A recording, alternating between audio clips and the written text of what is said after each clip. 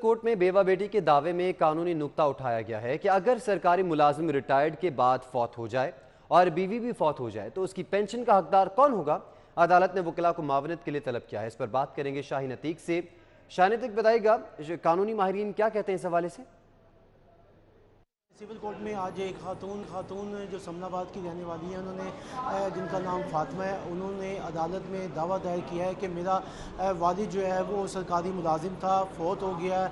अब जो मेरे छोटे भाई थे वो भी शादीशुदा हो चुके हुए हैं, मैं बेवा हूँ, मुझे पेंशन की रकम जो है वो दी जाए। अब अदालत के अंदर ये कानूनी नुक्ता उठाया गया है कि अगर सरकारी मुलाजिम फौत हो जाता है तो फिर उसकी जो पेंशन है वो किस किस को मिलेगी। अगर बेवा भी फौत हो जाए तो उसके बाद फिर जो ये पेंशन है ये किस तक जो है वो जाएगी। इस कानूनी नुक्ते के ऊपर वसीम राजपूत एडवोकेट को अदालत ने मामनत के लिए जो है वो बुलाया है। मेरे पास यहाँ पर वसीम राजपूत मौजूद है, उनसे हम इस हवाले से बात करते हैं। वसीम साहब, अब ये बताइएगा कि कानूनी नुक्ता जो उठाया गया अदालत में कि अगर कोई सरकारी मुलाजिम फौत हो जाए तो पेंशन उसकी कौन कौन वसूल करेगा। अगर उसकी बेवा भी मर जाती है, बच्चे उसके शादीशुदा हैं, तो फिर किसको पेंशन मिलेगी। जी, बिस्मिल्लाहिर्रहमानिर्रहीम। सबसे पहले तो जो सरकारी मुलाजम है उसकी डेथ हो जाती है, उसकी डेथ के बाद उसका जो राइट बनता है पेंशन का वो बेवा का बनता है।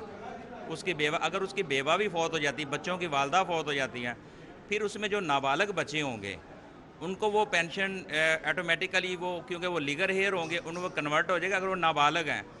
एक इसमें एक और पॉइंट है, इसमें अगर नाबालग में से सिर्फ एक बेटी है और वो टोटल नाबालग बालग हो चुके होते हैं और बेटी तलाक याफ्ता है और बेवा है, और अगर वो सभी सीनियर हैं और सभी यानी कि बालग हो चुके हैं, शादीशुदा हो चुके हैं, और बेवा जो होगी बेटी, उसको वो पेंशन मिलेगी या तलाक याफ्ता बेटी। उसमें 2019 MLD 112 पेज है और दूसरी 2019 PLC नोट 13 और पेज 14 है। ये ऑनरेबल लाहौर हाई कोर्ट की जजमेंट्स हैं जिनमें ये क्लियर बता दिया गया है अगर बेवा बेटी है या बेवा बीवी है, उनका हक बनता है, दोनों नहीं है। जी शाहीन, बहुत शुक्रिया आपका। NLE इम्तिहान के खिलाफ